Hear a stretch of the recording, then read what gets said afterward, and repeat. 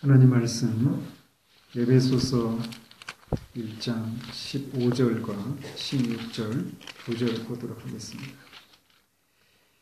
하나님 말씀 받으실 때 자리에서 일어나 주시기 바랍니다. 하나님 말씀이 이러합니다.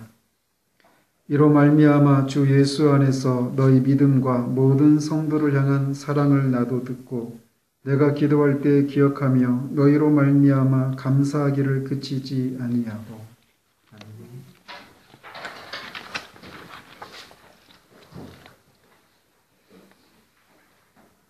지난주에는 우리가 반드시 하나님 나라를 기업으로 받을 것이라고 하는 것을 확신할 수 있도록 성령을 보증으로 주셨다는 사실에 대해서 살폈습니다. 그러면서 보증은 반드시 받을 것을 약속한 그런 서약의 의미와 함께 나중에 우리가 받게 될 것과 같은 성질의 것을 우리에게 주는 것이다라고 말씀드렸습니다. 그렇기 때문에 장차 우리가 하나님 나라에서 누리게 될 것과 같은 그런 것들을 이 땅에서도 누릴 수 있다라고 말씀드렸어요. 그래서 죄가 없고 완전한 의와 거룩함을 향한 갈망이 무엇인지를 우리는 이 땅에서도 알 수 있고 또 하나님을 향한 사랑과 완전한 기쁨과 평강을 여기 이 땅에서도 어느 정도 누릴 수 있다라고 말씀드렸습니다. 이렇게 해서 우리는 3절부터 시작된 이 사도의 이 진술을 모두 살피게 되었습니다. 전에 말씀드린 대로 3절부터 14절까지는 하나의 문장으로 되어 있습니다. 사도는 지금까지 그가 진술한 내용이 바로 이 편지를 받고 있는 에베소의 성도들에게 해당된다라고 하는 것을 그들이 알고 모든 상황 속에서 그들이 강하고 견고하게 서기를 바라고 있습니다. 사도는 그리스도인이 이 땅에서 그리스도인다운 삶을 살 수 있는 비결은 바로 이렇게 그리스도인 자신에게 어떤 것들이 해당되는지를 아는 것에 있다라고 하는 것을 아는 것에 있다는 사실을 강하게 확신하고 있기 때문에 그런 앞에서 지금까지 살펴본 내용들을 먼저 진술하고 있는 것입니다. 우리 모두는 다 이 땅을 살아가면서 견고하고 어떤 시험과 고난 가운데서도 흔들리지 않는 그런 강한 믿음을 소유하고 또 그렇게 견고한 가운데 신앙생활을 하기를 소원합니다. 그렇게 되기를 원한다라면 우리는 말씀을 통해서 우리에게 그리스도 안에서 우리에게 주어진 것들이 무엇인지를 아는 것이 있어야 견고한 신앙생활을 할 수 있다는 것이죠. 그래서 사도는 먼저 그런 것을 14절까지 해서 이렇게 말씀을 하고 있습니다. 그러면서 15절을 이로 말미암아라고 하는 말로 시작을 합니다. 즉 앞에서 이 3절에서 14절까지 진술한 내용들이 에베소에 있는 그리스도인들에게 해당이 되기 때문에 그들을 위해 하나님께 감사하며 기도하고 있다라고 15절 16절에서 말하고 있어요. 이로 말미암아 주 예수 안에서 너희 믿음과 모든 성도를 향한 사랑을 나도 듣고 내가 기도할 때 기억하며 너희로 말미암아 감사하기를 그치지 아니하고 라고 말합니다. 사도가 여기서 에베소에 있는 성도들을 위해서 기도한다라고 하는 이 기도한다고 말하는데 이 사도의 이 말 속에는 기도에는 두 가지 국면이 있다라고 하는 것을 우리에게 말해주고 있습니다. 하나는 감사의 요소고 또 다른 하나는 간구의 요소라고 할 수 있습니다. 사도는 그들을 위해서 기도할 때마다 그들로 말미암아 감사하기를 그치지 아니한다라고 말을 합니다. 먼저 이렇게 감사하고 그 다음에 간구가 따라 나온다라는 거예요. 그렇다면 사도는 이 에베소에 있는 그의 편지를 받고 있는 그 성도들의 그 무엇을 인해서 감사하는 것일까요? 그것은 사도가 지금까지 진술한 내용들이 에베소에 있는 성도들에게 해당된다는 사실을 인해서 하나님께 감사하고 있는 것입니다. 즉 그들이 그리스도 예수 안에서 예정을 입어 하나님의 자녀가 되었고 하나님 나라를 유업으로 받을 상속자가 되었고 이 사실을 성령으로 인침을 받은 사실 그리고 성령의 보증을 가지고 있는 것을 인해서 그는 감사하고 있는 것입니다. 뿐만 아니라 15절에서 보듯이 그들이 그리스도인으로서의 삶을 잘 영위하고 있는 것 때문에도 감사하고 있습니다. 한마디로 사도는 이방인인 이 에베소에 있는 사람들이 그리스도인이 되었고 그리스도인의 삶을 잘 영위하고 있는 것을 인해서 감사하고 있는 것이라고 할 수 있습니다. 사도는 자신이 그리스도인이 되고 또 자신이 그리스도인의 삶을 잘 영위하고 있게 된 것에 대해서 감사하고 있는 것이 아니라 다른 사람이 그리스도인이 되고 그리스도인의 삶을 잘 영위하고 있는 것을 인해서 하나님께 감사하고 있는 것을 보고 있어요. 다른 서신에도 보면 이런 비슷한 경우들을 많이 볼 수 있습니다. 예를 들어서 고린도전서에서 보면 그리스도 예수 안에서 너희에게 주신 하나님의 은혜로 말미암아 하나님께 감사한다라고 말합니다. 고린도 교인들에게 이 사람들도 이방인들이 대부분이었거든요. 그들에게 주신 하나님의 은혜를 인해서 그가 하나님께 감사한다라고 말을 하고 있어요. 또 빌립보 교인들을 향해서는 내가 너희를 생각할 때마다 나의 하나님께 감사하며 간구할 때마다 너희 무리를 위하여 기쁨으로 항상 간구함은 너희가 첫날부터 이제까지 복음을 위한 일에 참여하고 있기 때문이다 라고 말을 합니다. 또 골로새 교회를 향해서도 우리가 너희를 위하여 기도할 때마다 하나님 곧 우리 주 예수 그리스도의 아버지께 감사하노라. 왜? 이는 그리스도 예수 안에 너희의 믿음과 모든 성도에 대한 사랑을 들었으며 너희를 위하여 하늘에 쌓아둔 소망으로 말미암음이니 곧 너희가 전에 복음 진리의 말씀을 들은 것이라 라고 말합니다. 여기서도 똑같은 그런 이유로 하나님께 감사하고 있는 것을 볼 수 있어요. 또 데살로니가전서 1장 2절 3절에서도 우리가 너희 모두로 말미암아 항상 하나님께 감사하며 기도할 때 너희를 기억함은 너희의 믿음의 역사와 사랑의 수고와 우리 주 예수 그리스도에 대한 소망의 인내를 우리 하나님 아버지 앞에서 끊임없이 기억함이니 라고 말합니다. 사도 요한도 요한 2서에서 너의 자녀들 중에 우리가 아버지께 받은 계명대로 진리를 행하는 자를 내가 보니 심히 기쁘도다 라고 말하고 있어요. 즉 사도 바울뿐만 아니라 요한 사도도 마찬가지로 그들의 편지를 받고 있는 사람들이 그리스도인이 되어서 그리스도 안에서 하나님이 허락하신 그 모든 기업을 그런 은혜들을 누리게 되는 것을 인해서 감사하고 있어요. 또 그들이 그 진리의 말씀을 듣고 그리스도인으로서의 그런 진리 가운데 거하는 그런 삶을 즉 그리스도인의 삶을 잘 살아가고 있는 것을 인해서 하나님 앞에 감사하며 기뻐하고 있다는 것입니다. 이처럼 내가 아니라 다른 사람이 그리스도인이 되어서 그리스도인의 삶을 잘 영위하는 것을 보면서 기뻐하고 하나님께 감사하는 이런 모습은 그리스도인에게 있는 한 가지 특이한 국면이라고 할 수 있어요. 로이드 존스는 이런 이유로 이것에 대해서 이런 이유로 즉 다른 사람이 그리스도인이 되었고 또 그가 그리스도인의 삶을 잘 살아가고 있는 것을 보면서 하나님께 감사하게 되는 이것은 기독교의 그리스도인의 삶에 있어서 진수에 해당된다라고 말을 합니다. 더 나아가서 다른 사람들이 그리스도인이 되는 것을 즐거워하지 않고는 누구도 참다운 그리스도인일 수 없다고까지 말을 합니다. 즉 다른 사람들이 자신과 같은 그런 그리스도인이 되어서 자신이 누리는 그런 복락을 누리는 그런 것을 보면서 기뻐하는 것이 다른 어떤 기쁨보다도 더 커야 되는 것이 신자의 정당한 모습이라는 것이. 여러분들은 어떻습니까? 누군가 믿지 않았던 사람이 복음을 믿어서 그리스도인이 되거나 또 그리스도이지만 연약한 가운데 있고 또 고난 가운데 연약 가운데 있거나 또는 고난 가운데 있어서 고통 가운데 있는 사람이 복음을 바르게 이해하고 이 복음의 능력으로 고난을 뚫고 지나가는 모습을 보면서 기뻐하고 감사하고 있는지.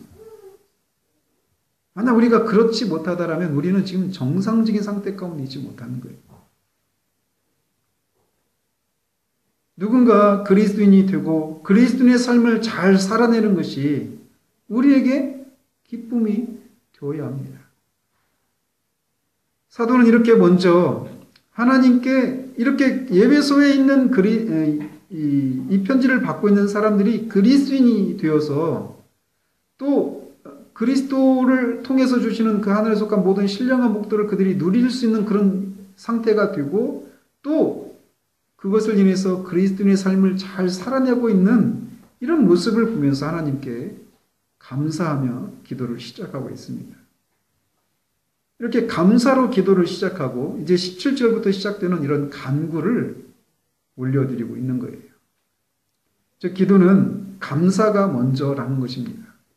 그 다음에 간구의 내용이 따라오는 거예요. 그렇다면 여기서 우리는 한 가지 질문을 떠올릴 수 있습니다. 즉 사도가 어떻게 이 편지를 받고 있는 사람들이 그리스도인이라고 하는 사실을 알게 되었는가라는 것입니다. 사도는 이에 대해서 15절에서 이렇게 말을 합니다. 주 예수 안에서 너희 믿음과 모든 성도를 향한 사랑을 나도 듣고 라고 말하고 있어요. 사도는 에베소 교인들의 믿음과 성도를 향한 사랑을 들어서 그들이 그리스도인이 되었고 또 그리스도인의 삶을 잘 영위하고 있구나라고 하는 것을 알게 되었다라고 말하고 있습니다. 그런데 사도행전 19장에 보면 사도 바울이 에베소에서 2해 동안 있으면서 그들에게 복음을 전하고 가르쳤다라고 하는 사실을 알 수 있습니다. 그런데 여기서는 들어서 알고 있다라고 말하고 있어요.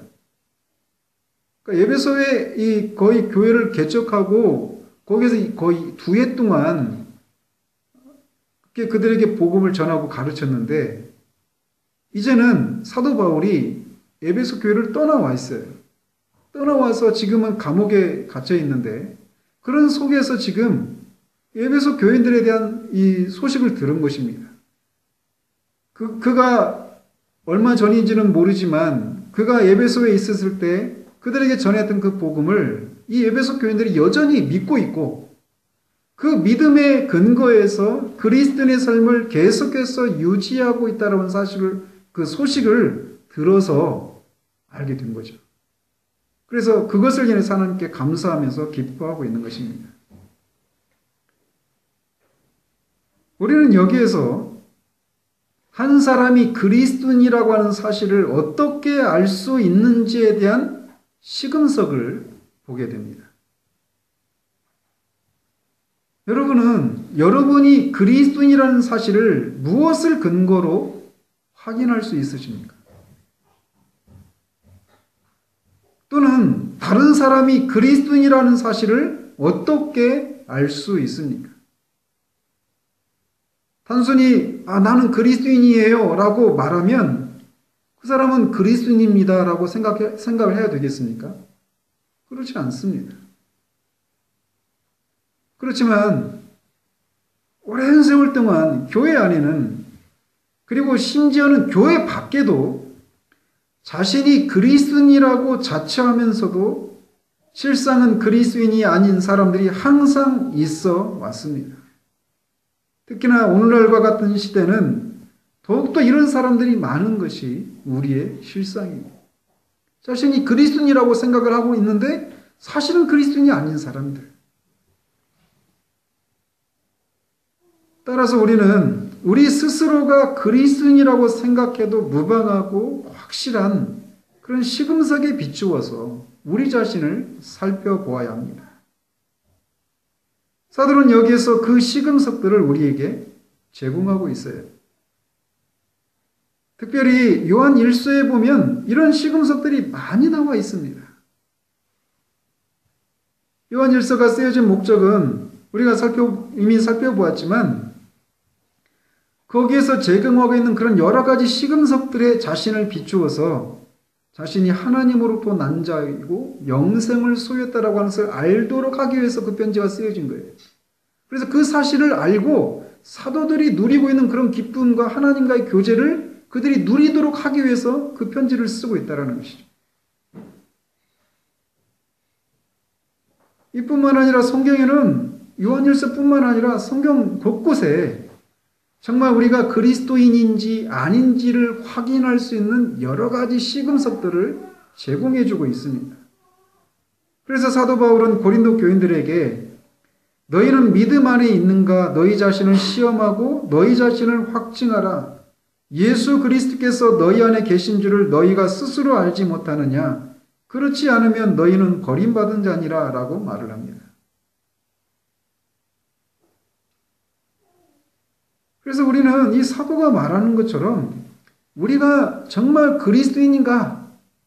정말 우리가 여기서 말하고 있는 것처럼 주 예수 안인 믿음을 소유한 사람인가? 구원받은 사람인가? 라고 하는 것들을 확인을 해봐야 돼요. 시험을 해봐야 됩니다.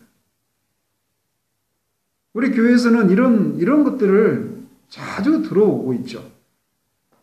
그렇지만 오늘날 자신이 구원받은 그리스도인인지 아닌지에 대해서 살펴볼 수 있는 그런 류의 설교들을 찾아보기가 쉽지 않습니다.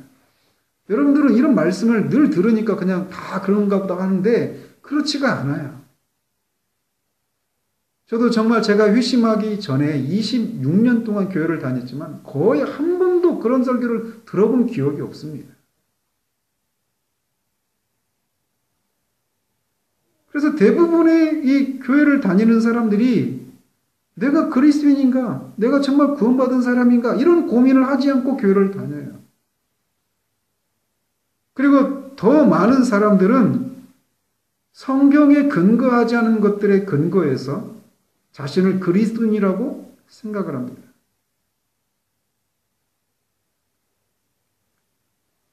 따라서 우리는 이 성경에서 제시하고 있는 내가 그리스도인이라고 하는 것을 확인할 수 있는 그런 시금석들을 가지고 우리 자신이 어떤 상태 가운데 있는지를 확인해 보는 일들이 반드시 요구됩니다. 이렇게 성경에는 많은 시금석들을 우리에게 제공하고 있는데 사도는 그 많은 시금석들 중에서 단 두 가지만을 15절에서 우리에게 제공하고 있습니다. 그가 그렇게 성경에서 많은 그 시금석들을 제공하고 있는데도 여기 15절에서 단 두 가지 시금석들을 통해서 이 편지를 받고 있는 에베소 교인들이 그리스도인지를 확인할 수 있게 된 것은 이 두 가지만으로 이 두 가지 시금석들을 통해서 우리가 그리스도인이라고 확인이 된다면 다른 시금석들을 통해서도 충분히 확실하게 그리스도인으로 증명되기 때문에 그렇습니다. 또 반대로 다른 시금석들, 이 두 가지가 아닌 다른 시금석들을 통해서 내가 그리스도인인가? 라고 이렇게 어떤 시험을 했는데 그리스도인으로 증명된다 하더라도 만약 이 두 가지 시금석에 통과하지 못한다면 충분하지 않기 때문에 그래요. 즉, 이 두 가지 시금석은 내가 그리스도인인가 아닌가를 확인할 수 있는 가장 중요하고 중차대한 시금석들이라고 할 수 있다는 겁니다. 사도가 제공하고 있는 시금석은 하나는 믿음이고 다른 하나는 사랑의 행위입니다. 즉 믿음과 행위를 통해서 한 사람이 그리스도인인지 아닌지를 알 수 있다는 거예요. 이렇게 믿음과 행위는 항상 함께 합니다. 이 둘을 뗄래야 뗄 수가 없다라는 거예요. 그래서 사도 야고보는 믿음이 있다고 말하면서 이 믿음에 따른 행위가 없는 사람에 대해서 영혼이 없는 육체가 죽은 것처럼 행위가 없는 믿음도 죽은 것이다라고 말을 하는 것이죠. 마찬가지로 사도 바울도 고린도전서 13장에서 같은 얘기를 하고 있어요. 그래서 방언을 말하고 천사의 말을 하면서 자기가 가진 모든 것으로 다른 사람을 구제하고 또 모든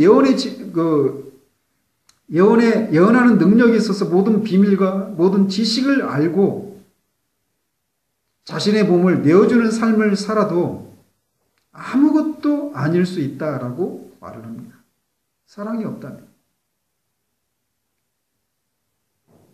근데 교회 안에는 이 사도시대에도 이런 사람들이 있었어요. 나는 믿어.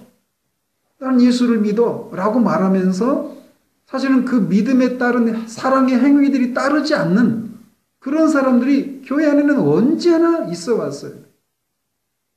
제가 볼 때는 오늘날은 더 많습니다. 어느 시대보다도. 즉 사도는 참된 믿음은 참된 행동이 반드시 따라온다라고 말하고 있는 거예요. 네 믿음이 진짜라고 하는 것은 참된 사랑의 행위를 통해서 드러나기 마련이다 라고 말하고 있는 거예요. 그것을 여기 15절에서 사도가 말하고 있는 것입니다. 즉 사도는 에베소 교인들에게 있는 믿음과 그들의 행위를 보고 그들이 그리스도인이라고 하는 것을 확신할 수 있었어요. 그리고 그것을 인해서 하나님께 감사하며 기도하고 있는 것입니다. 근데 먼저 사도는 주 예수 안에서의 믿음이 있다라고 하는 것을 먼저 언급하고 있는 것을 우리는 주목해야 합니다. 그런 이 에베소 교인들이 그리스도인의 삶을 살고 있는지 아닌가를 본 다음에 그들이 그리스도인인가 아닌가를 확인하는 것이 아니라 먼저는 그들이 주 예수 안에서의 믿음이 있는가 없는가를 보고 그들이 그리스도인인가 아닌가를 확인했다라는 거예요. 이것은 이 믿음이라고 하는 것, 특별히 주 예수 안에서의 믿음이라고 하는 이것이 기독교의 중추적인 것이고 사활을 거는 것이기 때문에 그렇습니다. 우리는 내가 또는 다른 사람이 그리스도인인가 아닌가 라고 하는 것을 생각할 때 가장 먼저 행위를 떠올리기 쉬워요. 그러나 사도는 먼저 믿음을 언급하고 있습니다. 여러분 아세요? 제가 읽어보지는 않았고 또 읽어볼 마음도 없는데 김용옥 교수라는 분 혹시 아세요? 그분이 로마서 주석도 펴냈어요. 이번에 얼마 전에. 그는 자신을 그리스도인이라고 자처합니다.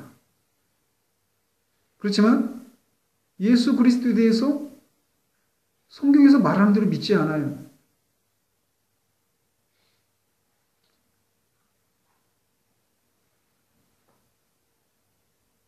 근데 이런 생각들이 사람들에게 있어요. 그래서 한 사람이 기독교적인 이상에 동의하고 기독교적인 희생과 사랑의 행위를 실천하면서 겉으로는 그리스도인다운 삶을 살고 기독교적인 많은 사업들을 하면서도 주 예수 안에는 믿음이 없는 사람이 있을 수 있다는 사실을 우리는 기억해야 돼요.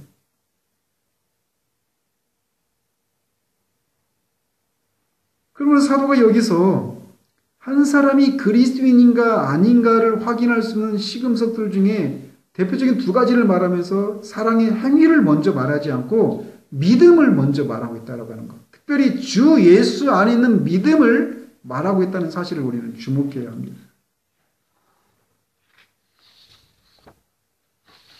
그런데 우리는 많은 경우에 믿음으로부터 내가 정말 예수님을 믿는가라고 하는 이런 문제로부터 출발하지 않고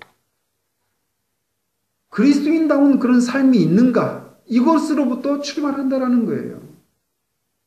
내가 그리스도인이 아니라고 하는 이유를 예수님을 그 성경이 말하는 대로 믿지 않는 것 때문에 내가 그리스도인이 아니라고 생각하는 것이 아니라 그리스도인다운 삶을 살지 않고 있기 때문에 나는 그리스도인이 아니다 이렇게 생각한다라는 거예요. 그래서 내가 술, 담배도 하고 있고 예배도 제대로 드리지 않고 교회 봉사도 하지 않고 직분도 받지 않고 있고 여전히 이런저런 죄를 짓고 있고, 그러니까 나는 그리스도인이 아니야 라고 생각한다라는 거예요. 또 반대로 이런 것들을 하고 있으니까, 술, 담배 안 하고 있고, 죄를 짓지 않고 있고, 교회 나와 예배를 드리고 있고, 교회 봉사도 하고, 직분도 맡고 있고, 이런 거 하고 있으니까 나는 그리스도인이야 이렇게 생각한다라는 거예요. 우리의 생각이 항상 어떤 내가 그리스도인인가 아닌가를 생각할 때 항상 믿음의 이 예수 그리스도에 대한 바른 믿음이 있는가 없는가를 먼저 생각하지 않고 행위를 생각하는 습성이 우리 안에 너무나 자연스럽게 녹아 있다는 것입니다.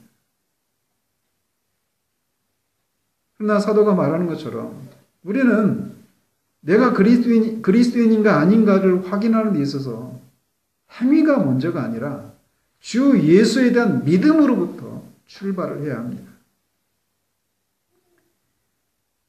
뿐만 아니라 내가 그리스도인인가 아닌가를 확인하게 될 때 주 예수에 대한 믿음으로부터 출발해야 되는데, 이것은 우리가 하나님에 대한 믿음을 그리스도인에 대한 시금석으로 제공하지 않고 있다라고 하는 것도 우리가 주의를 기울여야 합니다. 무슨 말이냐? 세상에는 하나님이 계시다라고 하는 것을 믿으면서도 그리스도인이 아닌 사람들이 많습니다. 내가 그리스도인인가 아닌가를 생각할 때 하나님이 계시다라고 하는 것을 나는 믿어, 또는 하나님이 계시다라고 하는 것을 나는 믿지 않아 라고 말하면서 하나님이 계시는가, 그 하나님이 어떤 능력을 가지신 분이신가, 행하시는 분이신가, 이런 것을 믿고 안 믿고에 의해서 내가 그리스도인이고 아니고가 결정되는 게 아니라는 거예요.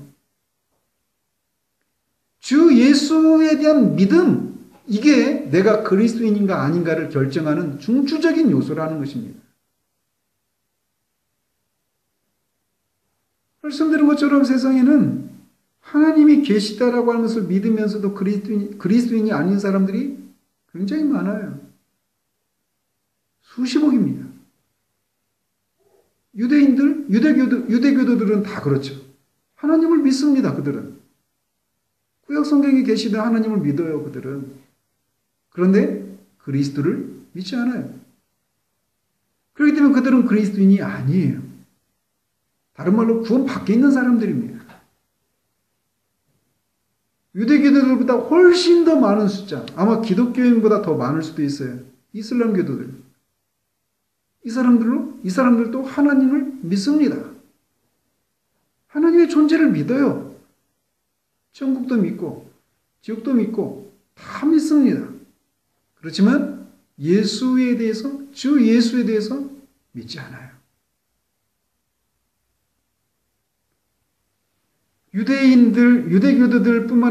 유대교도들이나 어떤 이슬람 교도들뿐만 아니라 교회 안에 있는 사람들도 그런 사람들이 있어요.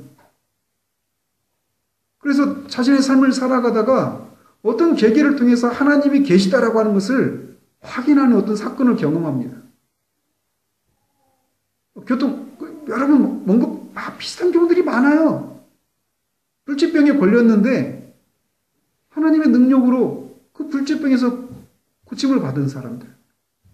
교통사고 났는데 막 차가 완전히 폐차되고 그랬는데 멀쩡하게 살아난 그런 것을 경험하면서 하나님이 계시네? 이렇게 놀래서 교회 안에 들어오는 사람들. 제가 바로 그 증인이잖아요. 그래도 기도받고 그 순간에 나았어요. 구름이 막 터져 나오면서 나았다고요. 이 흔적도 있다고요. 그렇지만 저는 그리스도인이 아니었어요. 그것을 통해서 하나님이 살아계시구나. 하나님은 정말 기도를 들으시는구나. 하나님은 능력을 행하시는 분이시구나. 이걸 저는 경험했어요. 부인할 수가 없었어요. 그렇지만 그리스도인은 아니었습니다. 사도는 한 사람이 그리스도인인가 아닌가를 결정하는 중추적인 내용은 그가 주 예수에 대한 믿음을 가지고 있는가 아닌가로부터 출발하고 있어요. 하나님의 존재부터 아니라. 왜일까요? 주 예수에 대한 믿음을 소유한 사람은 하나님의 존재를 필연적으로 믿게 되어 있습니다. 그렇지만 하나님의 존재를 믿는 사람들이 다 주 예수에 대한 믿음을 소유하고 있는 것은 아니에요. 그렇기 때문에 그는 그리스도인인가 아닌가를 확인할 수 있는 시금석을 말하면서 하나님의 존재와 능력을 말하지 않고 주 예수에 대한 믿음을 말하고 있는 거예요.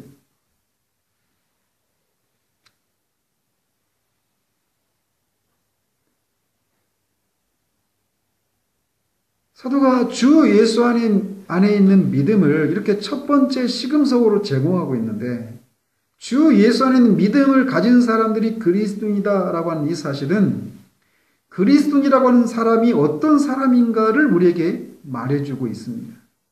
즉 그리스도인은 그의 삶과 사고방식의 중심에 주 예수 그리스도를 놓는 사람이라고 할 수 있어요. 그는 그리스도로 시작하고 그리스도로 끝을 맺습니다. 자신이 그리스도인이 된 것을 그리스도와 연결시켜서 생각하지 않을 수 없을 뿐만 아니라 모든 것을 그리스도와 관련해서 보고 생각하는 사람이 그리스도인이라는 거예요.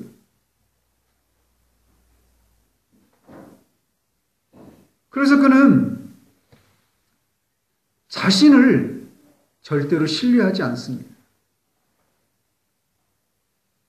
즉 자신이 이런 것을 통해서 내가 기도도 하고 어떤 선을 행하고 이런 것을 통해서 내가 그리스도인이 되었다라고 생각하지 않아요. 주 예수 안에 있는 믿음을 그의 삶과 사고방식의 중심에 놓았다라고 하는 것은 자신의 의는 더러운 옷과 같고 그것이 하나님 앞에 자신을 세워줄 수 없다라고 하는 것을 아는 것을 의미합니다. 주 예수 안에 있는 믿음을 가졌다라고 하는 얘기는 그가 구원받을 수 있는 것은 오직 예수 그리스도의 공로뿐이라고 하는 사실을 의지하는 거예요. 오직 예수 그리스도만이 자신을 하나님 앞에 의로운 사람으로 세워줄 수 있다라고 하는 것을 믿는 것을 의미합니다.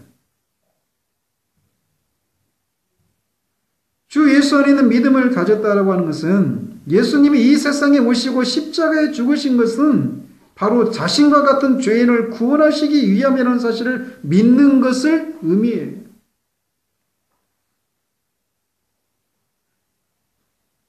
나처럼 사는 것이 구원이다 라고 하는 것을 보여주기 위해 오신 것이 아니라 어떻게 살면 구원을 받을 수 있는지를 알려주기 위해서 오신 것이 아니라 또 하나님이 얼마나 죄인을 구원하시기를 원하시는지를 보여주기 위해서 오신 것이 아니라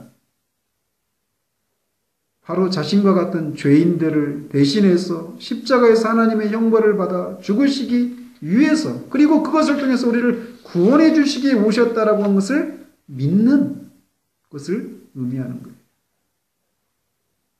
즉 그가 오시지 않으셨다면 또 오시되 십자가에서 죽으시지 않으셨다면 우리가 구원받을 수 있는 길은 없다라고 하는 사실을 믿는 것을 의미합니다.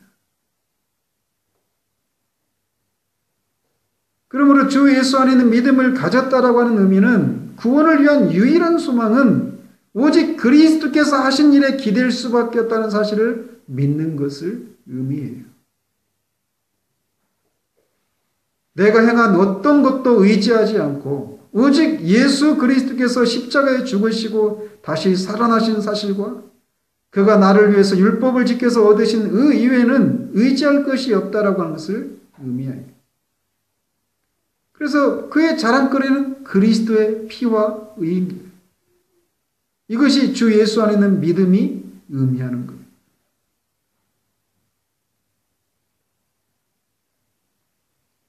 그런데 사도는 여기서 주 예수라고 하는 명칭을 사용하고 있습니다. 주라고 하는 것은 그의 신성을 말해요. 즉 하나님 되심을 의미합니다. 또한 예수라고 하는 이름은 그의 사람 되심을 의미합니다. 즉 사도는 이 간단한 두 단어 주 예수를 통해서 예수 그리스도는 참 하나님이시고 참 사람이시라는 사실을 알려주고 있어요. 2000년 전에 이 땅에 오셔서 여자의 아들로 태어나신 분이 영원하신 하나님의 아들이신 분이라고 믿는 거예요. 그분이 성령으로 잉태하시고 동정녀에게서 나셨다. 이런 것을 믿는 겁니다. 그가 하나님의 아들이시기에 하나님으로부터 우리가 받아야 할 진노를 감당하실 수 있으셨던 것입니다. 그렇기 때문에 그리스도인은 이 사실, 그리스도의 인격에 관련된 이 사실을 다 믿는 거예요. 그는 주시라는 사실을. 그는 예수라는 사실을. 예수님이 하나님의 아들이시라는 사실을 믿기에 그리스도인은 복음서에 기록되어 있는 모든 이적들을 믿는데 어떤 어려움도 없습니다. 그런 이적들을 우리의 이성이 이해할 수 있는 수준으로 바꿀 필요가 없어요. 왜? 그는 주이시기 때문에.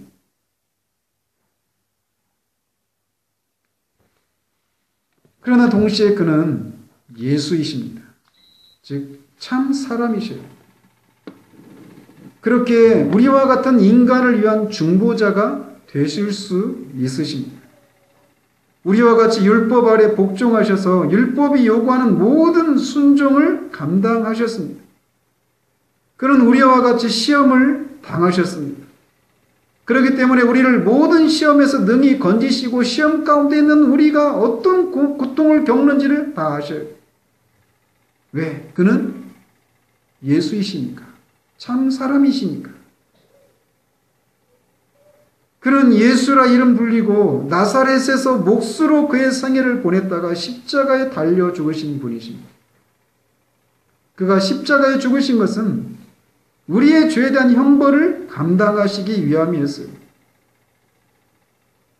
주 예수 안에 있는 믿음이란 바로 이런 내용들을 믿는 것을 의미하는 거예요. 한 사람이 그리스도인인지 아닌지를 판단할 때 가장 첫 번째로 와야 할 것이 바로 주 예수에 대한 믿음이 있는지 없는지라는 사실을 기억하십시오.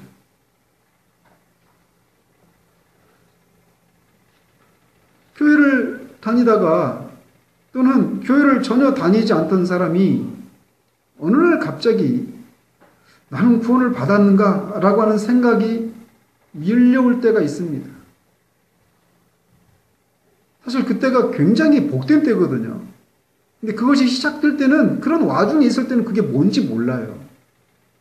그런데 어쨌든 교회를 다니던 사람이 또는 교회를 다니지 않던 사람이 어느 날 갑자기 나는 구원 받았는가? 라고 하는 것을 생각할 때 앞에서도 말씀드린 것처럼 첫 번째 그 내가 구원 받았다라고 하는 것을 무엇을 근거로 확인하려고 하느냐면 앞에서도 말씀드린 것처럼 어떤 행위들이 내게 있는가?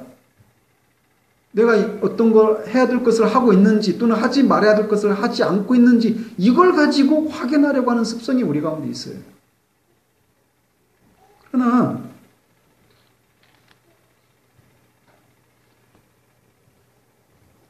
시간의 차이가 있을 뿐이지 결국은 주 예수 안에 있는 믿음으로 돌아오게 됩니다. 그제서야 제가 누차 말씀드리지만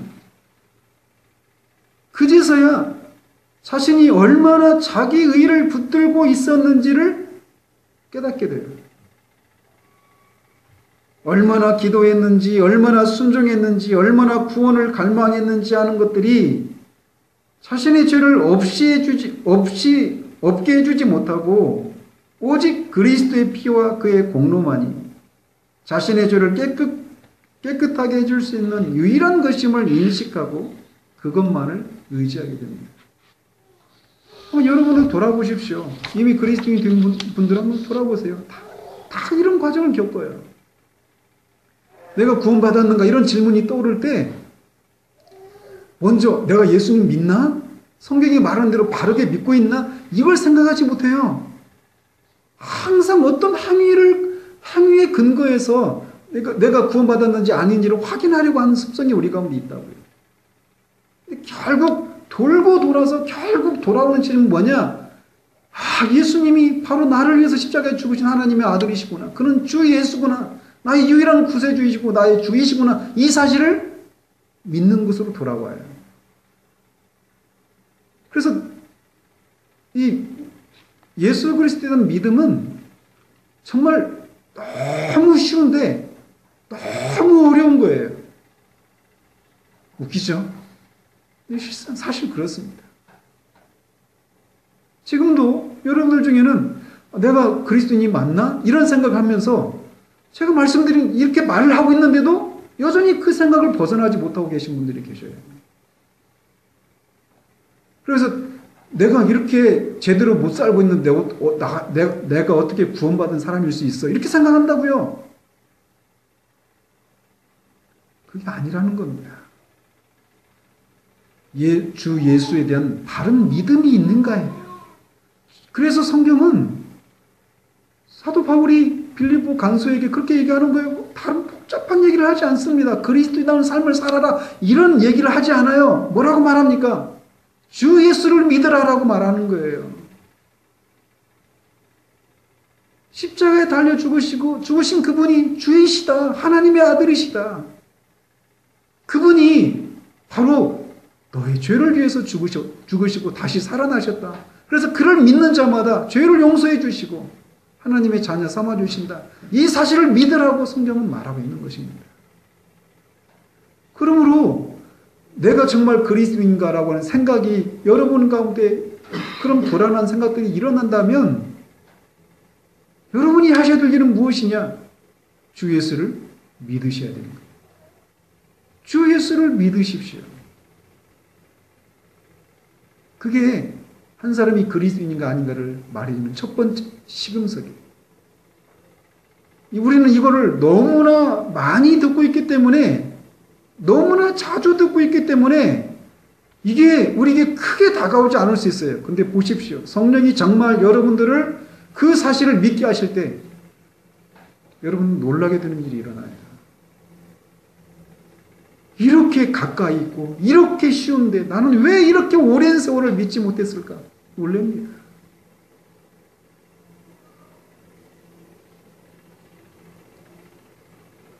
여러분이 이렇게 주 예수에 대한 믿음을 소유했다면 여러분은 그리스도인입니다. 이어서 사도가 제공하고 있는 두 번째 시금석은 모든 성도를 향한 사랑입니다. 이것은 요한 1서에서 제시하고 있는 시금석과도 일치하죠. 형제를 사랑하는 것은 그가 하나님으로부터 난 사람이라고 하는 것을 증명한다고 사도 요한은 말합니다. 베드로 사도도 똑같이 말을 해요. 그는 그의 편지를 받고 있는 사람들이 하나님의 은혜와 성령의 능력으로 그리스도를 믿어 그의 영혼이 깨끗하게 되고 거짓이 없이 형제를 사랑하게 되었다라고 말합니다. 그러니 마음으로 뜨겁게 피차 사랑하라 라고 권면하고 있어요. 근데 우리 자신을 정직하게 돌아보십시다. 우리는 원래 서로를 사랑하지 않는 사람들이었어요. 더더군다나 우리가 그리스도인이 되기 전에 다른 그리스도인들을 우리가 어떤 마음과 어떤 태도로 그들을 바라보았는지를 돌아보십시오. 제 경험으로는 목사나 어떤 믿음이 많아 보이는 그래서 교회 안에 열심을 내는 사람들을 볼 때 제 마음에 무거운 것이 내려앉는 듯한 것을 느꼈던 것을 저는 기억합니다. 제가 볼 때 그들은 뭔가 답답하고 꽉 막혀 있는 듯하고 뭔가 사람들과 잘 어울리지 못하는 사람들처럼 보였어요. 사실상 이것이 세상이 그리스도인을 바라보는 관점이기도 합니다. 세상 여러분들 그렇게 보고 있어요, 지금. 그렇기 때문에 세상은 그리스도인과 함께 있고 싶어 하지 않습니다. 이게 세상이 그리스도인을 바라보는 관점이에요. 그래서 그들과 같이 되고 싶은 생각은 없어요. 그리고 그들은 너무 깊이 빠져 있기 때문에 그렇다라고 생각하면서 그들과 적당한 거리를 두고 싶어 합니다.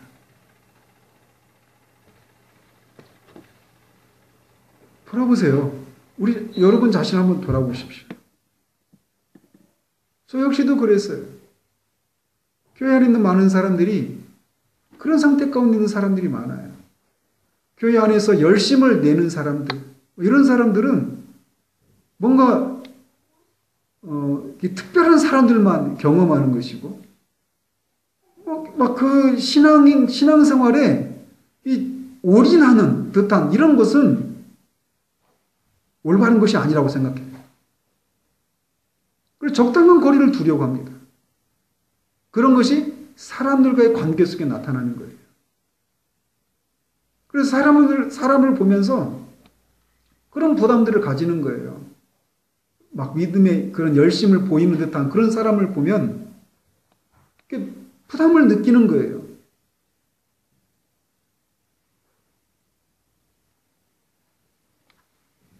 그러나 거듭나서 그리스도인이 되고 나면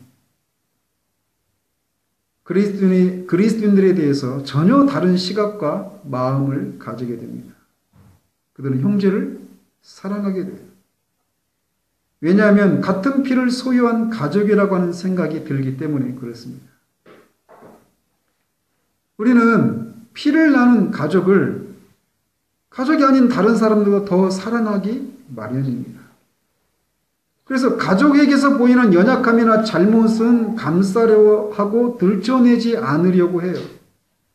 마찬가지로 그리스도의 피로 하나님의 가족이 된 그리스도인들은 같은 피로 거듭나고 한 아버지를 섬기는 가족인 그리스도인들을 사랑하게 됩니다.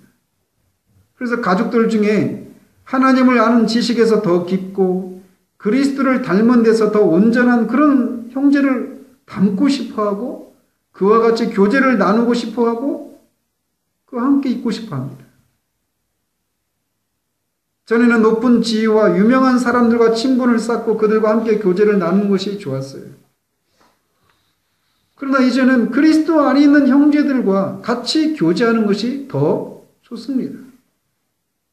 우리말에 끼리끼리 어울린다라고 하는 말처럼 그리스도인은 같은 그리스도인과 지내는 것을 세상의 그 어떤 유명한 사람과 교제를 나누는 것보다 더 좋아합니다.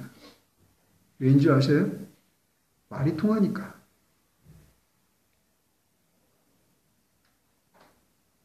그들과 같은 취향과 같은 삶의 목표와 같은 지향점을 소망하고 있기 때문에 그들은 서로 사랑합니다.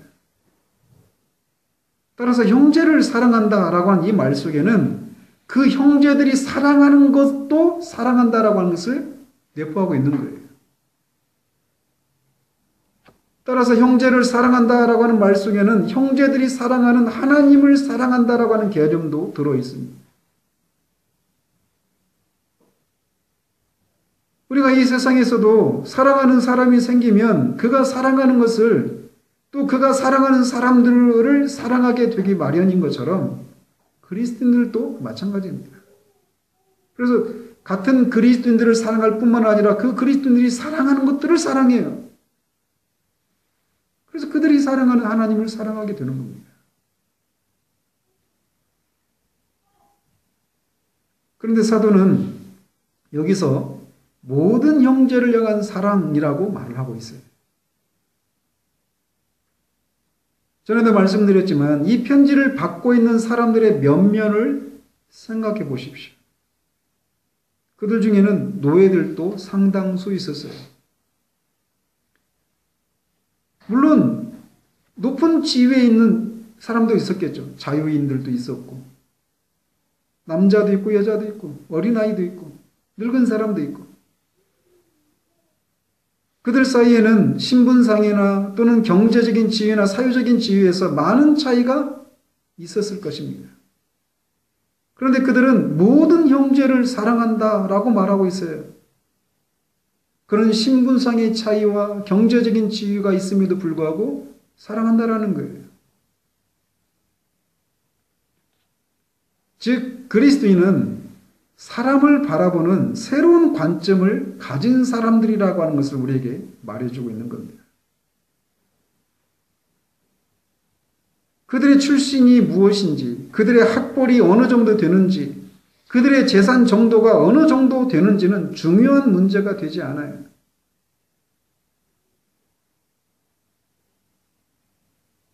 중요한 것은 그들이 그리스도로부터 나왔는지, 그리스도를 믿는지, 그들이 하나님이 계신 것을 바라보며 소망하고 있는지가 그들에게 중요합니다.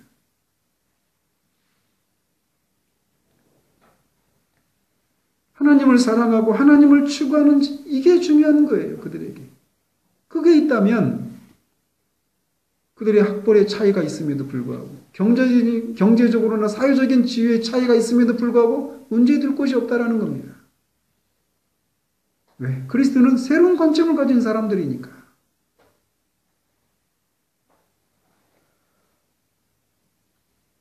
언젠가도 제가 부르심의 소망을 바라보라 그 설교에서도 한번 인용해 드렸던 예화인데, 류준수 목사님 책에 나오는 예화예요. 매튜엘린 목사님, 성경 주석으로 유명하신 목사님이신데, 그분 아버지가 필립 헨리였어요. 근데 필립이, 그러니까 매튜엘린은 태어나기 전이죠. 필립이 이제 결혼할 상대가 귀족층에 속하는 여자였어요. 여러분이 17세기나 16세기 뭐 이런 때, 지금도 영국이 그렇죠. 영국에 그런 귀족 계급 있잖아요. 영국에. 그래서 왕실에서 평민들하고 결혼하지 않잖아요. 얼마 전에 평민하고 결혼해가지고 막 이슈가 막 되고 그랬잖아요. 이런 게 있단 말이에요. 근데 그때는 더 했어요.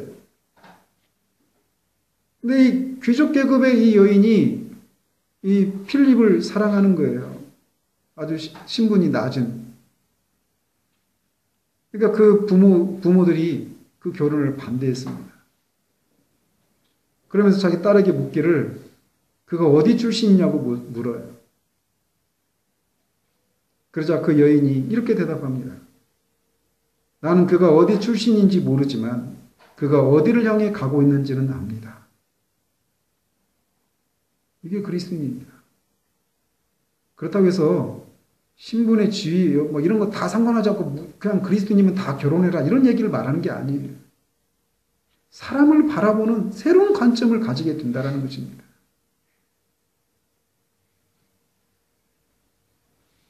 이것이 그리스도인이 형제를 사랑하는 방식이에요. 그들은 한 아버지를 사랑하고 한 가족이 바라보는 한 가족이 되어서 아버지가 계신 본향을 향해 가는 한 가족으로 바라봅니다. 그렇기 때문에 서로 사랑하는 거예요. 이렇게 주 예수 안에 있는 믿음과 모든 성도를 향한 사랑이 있는지가 한 사람이 그리스도인인지 아닌지를 확인할 수 있는 시금석들입니다. 여러분들은 이 시금석들을 통한 시험을 통과하셨습니까?